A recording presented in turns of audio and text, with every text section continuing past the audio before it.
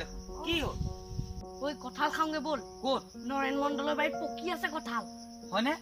বৈ বৈ বৈ বৈ বৈ আহা ওই পকি আছে বৈ বৈ ঐ এই মই উঠিব নোৱাৰো তই উঠ গছজোপাত উঠিব ন মই উঠিছো ধৰ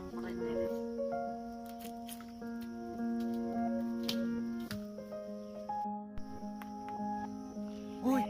কি আছে পাৰ ঐ ধৰ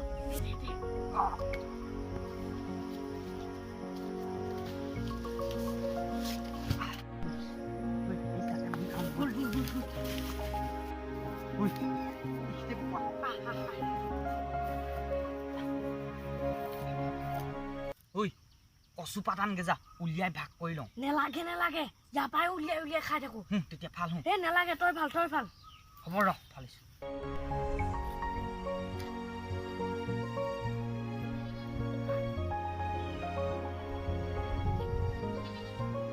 বৰ সোৱাদ আছে বৰ সোৱাদ ঐ ৰমেন এই তহঁতৰ ককা কেনেকৈ মৰিছিল এইবোৰ বহুত কথা এই কচোন ক প্ৰথমতে ককাৰ জ্বৰ হ'ল তাৰপিছত লক্ষীবাৰী হস্পিটেললৈকে লৈ গ'লো ইয়াত দিয়া দৰৱবোৰ খাই ভাল নাপালে তাৰপিছত টাউনলৈকে লৈ গ'ল টাউনৰ হস্পিটেলত 7 দিন থাকিলে তাত ভাল নহ'ল তাৰ ডাক্তৰে ককাক ডিব্ৰুগড় বা গুৱাহাটীলৈ লৈ যাবলৈ ক'লে তাৰপিছত আমাক খুৰা আৰু দেউতাই ককাক ডিব্ৰুগড়লৈকে লৈ গ'ল তাতো এমাহ থাকিলে তাৰপিছত ককাক ঘৰলৈ লৈ আহিলে ককাৰ কচু শাক পাৰ চৰাই এইবোৰ খাবলৈ মন গ'ল ককাক পেহীহঁতে আনি খোৱালে তাৰপিছত ওচৰৰ মানুহবোৰেও খোৱালে লাহে লাহে ককাৰ বেমাৰ বেছি হ'ল